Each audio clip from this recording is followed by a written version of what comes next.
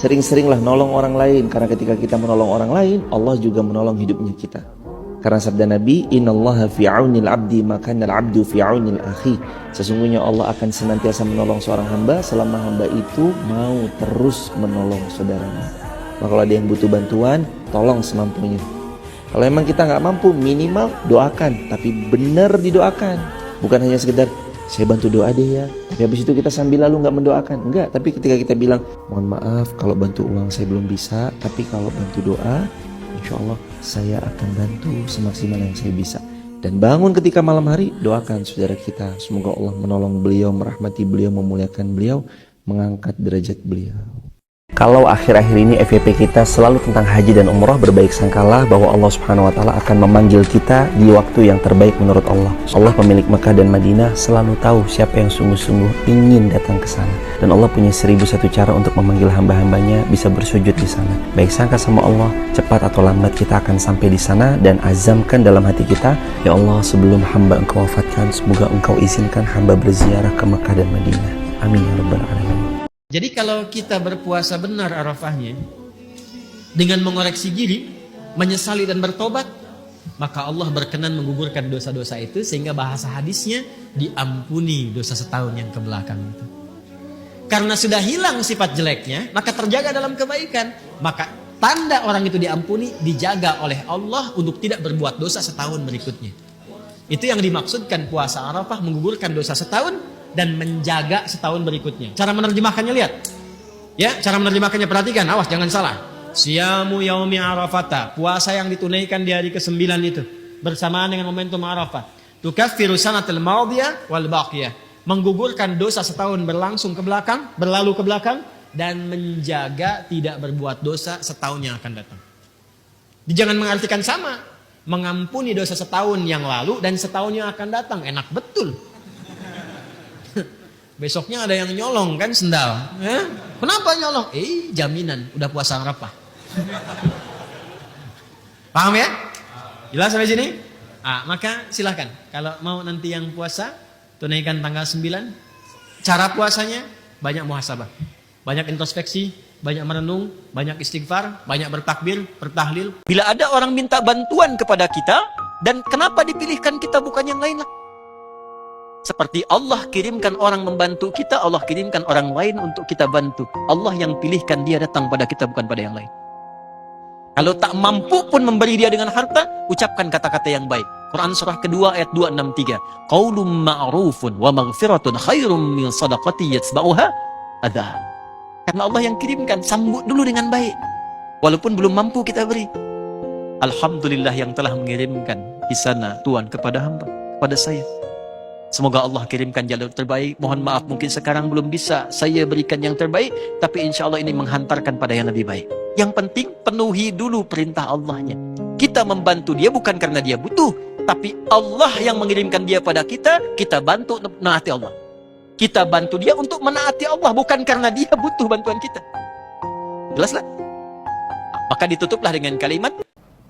Lalu kemudian pada tanggal 9, jangan sampai tinggal puasa, itu disebut dengan puasa Arafah. Hadisnya ada dalam Sahih Muslim, yukaffirus sanatal madiyata wal baqiyata, mengampunkan dosa setahun yang lalu dan setahun yang akan datang pada tanggal 9 Zulhijjah. Mudah-mudahan kita panjang umur sampai tanggal 9 Zulhijjah. Jadi kalau ada pertanyaan, yang ketiga, Ustaz, mana yang dahulukan, akikah atau kurban? Maka dalam konteks ini, jika waktunya bersamaan dengan waktu spesifik akikah, anak ini lahir sampai tumbuh sebelum balik, misalnya, ada rezeki yang Allah titipkan pada kita, maka yang dahulukan akikah. Kenapa? Karena kurban ini waktunya itu masih panjang. Setiap tahun masih bisa ada. Anak telah dewasa pun masih kurban untuk diri sendirinya. Bahkan telah meninggal pun bisa dilakukan kurban yang diniatkan, ditujukan untuk yang tadi yang disebutkan, yang telah wafat. Ya, jadi dahulukan akikah kalau momentumnya bersamaan. Tapi kalau momentumnya sudah lewat dari sini, Anda bisa dahulukan kurban. Jelas ya? Kurban dahulukan karena ini sudah lewat waktunya. Kecuali tadi Anda ingin bersedekah untuk berniat menutup akikah yang telah lalu, bukan ibadah akikahnya tapi sedekahnya yang Anda lakukan, maka maka itu pun terpisah. Silahkan bersedekah di waktu yang lebih umum dan dahulukan kurban di waktu yang bersamaan dengannya, yaitu waktu-waktu di awal Dzulhijjah sampai dengan hari tasyriknya. Siapa yang mampu berturut-turut boleh 1-9 hari. Siapa yang ingin tanggal 1 puasa, tanggal 2 istirahat, tanggal 3 puasa, boleh. Ya, silahkan, karena redaksinya memperbanyak. Yang belum pernah puasa 1 pun bisa banyak. Kalau sulit menunaikan, maka setidaknya tunaikan tanggal 9-nya. Dikenal dengan puasa Arafah. Yang di Mekah wukuf berhaji, yang tidak berhaji puasa. Sama-sama merenung, sama-sama istighfar, sama-sama mengoreksi diri. Itulah sebabnya puasa Arafah bisa menggugurkan dosa yang pernah dikerjakan setahun yang akan berlalu, telah berlalu, dan juga mencegah setahun yang akan datang. Dosa-dosa kecilnya hilang. Mencegah bukan berarti menjamin dosa setahun itu hilang, tidak. Mencegah kita berbuat dosa dari hasil perenungan dalam konteks kita ibadah di hari itu. Mengucapkan la ilaha illallah wahdahu la syarikalah, lahul mulku wa lahul hamdu wa huwa ala kulli syai'in qadir, tidak ada yuhyi wa yumitnya, dibaca 100 kali ya. Maka Nabi SAW bersabda, barang siapa yang mengucapkannya sebanyak 100 kali dalam sehari, maka ia mendapatkan pahala setara dengan memerdekakan 10 hamba sahaya. Tentu kalau hamba sahaya sekarang kalau kita hitung paling murah ya, kalau saya dapat dari yayasan di Saudi itu 10.000 real. Berarti kalau 10 itu sama dengan 100.000 real ya. Sama dengan dia bersedekah dengan 300 juta.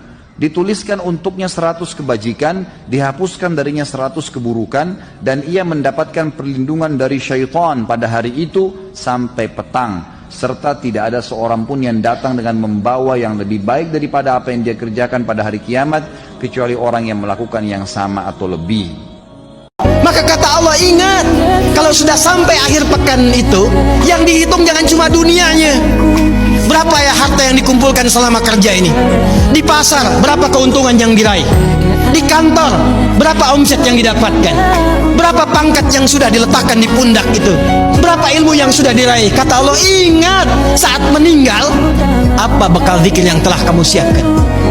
Bahkan jangan-jangan sampai sekarang pun, puluhan tahun kita hidup, untuk sholat pun belum mampu mengenal, mengetahui, memahami apa yang kita baca dalam sholat kita. Bahkan diberikan usia yang banyak pun, jangankan menghafal Quran, untuk baca pun masih belum punya waktu. Tahukah Anda apa hadis tentang ini? Silahkan cek. Kita akan temukan hadis sahih dari sahabat Abu Hurairah. Perhatikan kalimatnya, lihat baik-baik.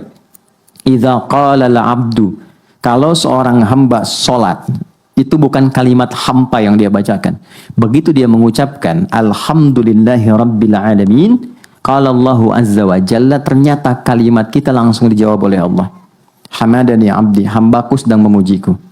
Wa idza qala al-'abdu ar-rahmanir rahim, kalau hambaku berkata ar-rahmanir rahim, qala Allahu azza wa jalla, Allah menjawab hambaku sedang memujiku. Asna alayya abdi. Ketika hamba berkata maliki yaumiddin, Allah menjawab majjadani abdi, hambaku sedang mengagungkanku. Perhatikan kalimatnya. Ini kuncinya. Wa idza qala al-'abdu iyyaka na'budu wa iyyaka nasta'in. Kalau hambaku benar salatnya dari mulai takbir sampai ke kalimat ini, iyyaka na'budu wa iyyaka nasta'in. Lihat kalimatnya.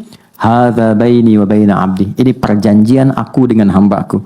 Wali 'abdi ma sa'al. Apapun yang hambaku minta sekarang untuk mengurai hajatnya, sepanjang itu maslahat untuknya, aku kabulkan saat ini juga. Itu Al-Fatihah.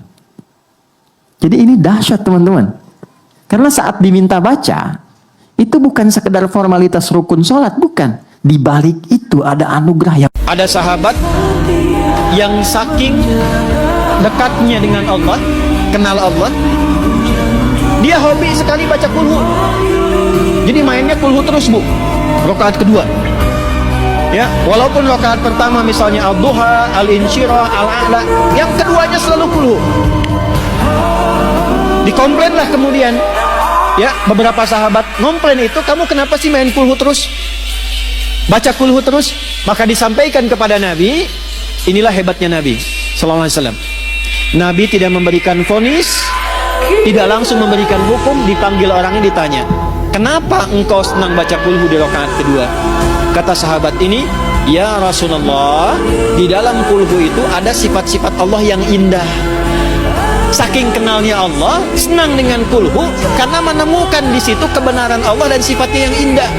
Saya mencintai Allah, karena itu saya senang baca kulhu karena di situ ada sifat Allah. Saya cinta pada Allah.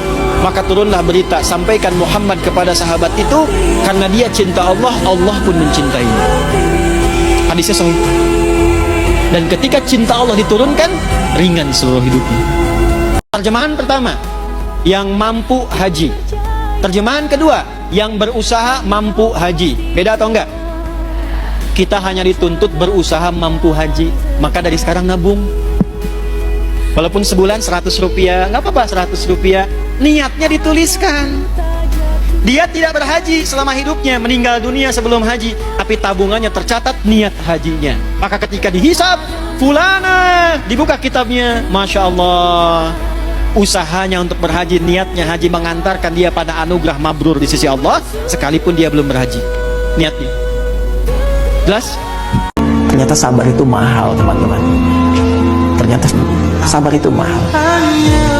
Sabar lekat dengan ujian, lekat dengan masalah. Bukankah saat kita punya masalah kita bermohon kepada Allah, kita berdoa, kita sholat, kita puasa, itu sabar. Ternyata sabar itu mahal.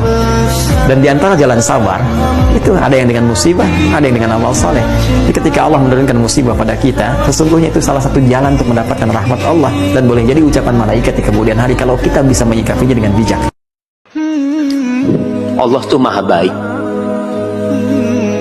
Allah selalu berikan kesempatan kepada kita untuk berubah menjadi lebih baik. Allah cinta kepada orang-orang yang kembali kepada Allah Subhanahu wa taala. Kalau kita berjalan kaki kepada Allah, Allah akan lari menyambut kita. Kalau kita mendekat kepada Allah satu jengkal, Allah akan mendekat kepada kita satu hasta. Allah itu Ar-Rahman, Allah itu Ar-Rahim, Allah itu At-Tawwab, Allah itu Al-Ghafur, Allah itu Al-Latif. Allah itu punya nama-nama yang indah dan sifat-sifat yang mulia. Di orang hebat itu ketika dia sadar berbuat maksiat, dia taubat. Karena fitrah manusia itu taubat, beda dengan setan. Kalau setan nggak kenal taubat. Orang-orang yang berbuat salah dan bertobat itu lebih dicintai oleh Allah dibandingkan orang soleh yang tidak pernah merasa salah. Menata diri supaya bermanfaat, yang tidak penting tidak dilakukan. Bicara yang penting, yang nggak penting dia. Lihat yang penting-penting, yang nggak penting nggak harus dilihat. Dengar yang penting-penting, yang tidak penting tidak harus didengar. Sampai ke ujung kaki. Nah, kalau sudah paham ini, tunggangi menjadi sifat kegiatan. Kalau sudah kita tunggangi sampai wafat, sampai meninggal. Orang tua yang merubah dirinya lebih baik, itu percikan keberkahannya akan selalu sampai pada anak keturunannya. Jadi gampang kalau ingin anak soleh-solehah itu, orang tuanya dulu memperbaiki diri. Itu gampang sekali. Kalau orang tuanya sudah baik, konsisten ibadahnya, pilih aja. Apakah mau menggunakan puasa, mau tahajud malam, mau dekat Quran. Itu kalau kita sudah punya amalan pokok yang standar dan konsisten mengerjakannya, itu percikan keberkahannya akan sampai ke anak. Itu sudah rumus. Itu sudah rumus. Anda dekat dengan Allah, apa yang mustahil bagi Allah? Apa yang mustahil? Karena itu skema takwa ketika dibawa ke dalam nilai-nilai kepatuhan kepada Sang Pencipta, maka diminta kita membangun hubungan langsung dengan Allah, tapi harus yakin dulu tanpa ragu. Yakin gak? Yakin gak kita?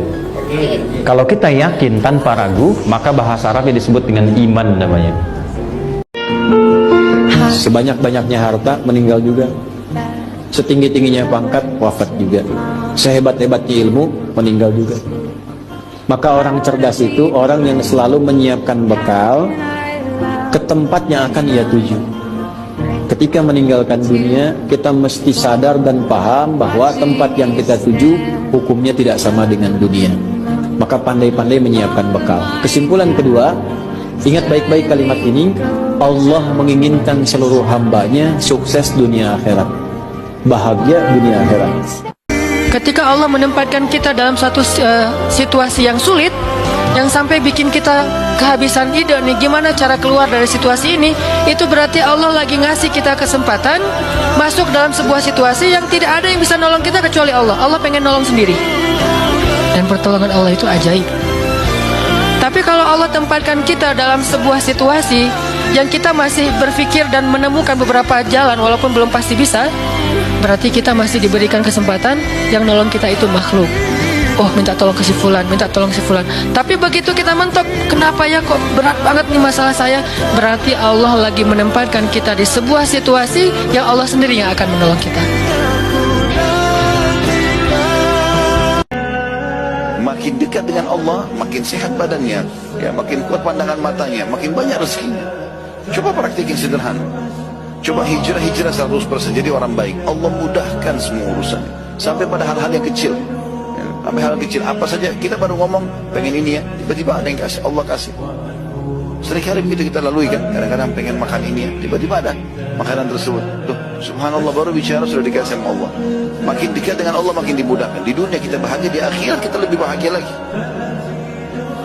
Maka beriman tentang adanya akhirat ini membuat seseorang mukmin tenang. Dan siapapun yang berbuat baik di dunia ini, tidak cukup dia nikmati di sini, dia punya rumah yang bagus, dia punya kendaraan yang bagus, dia punya pasangan, punya anak-anak, punya segala macam prestasi dunia.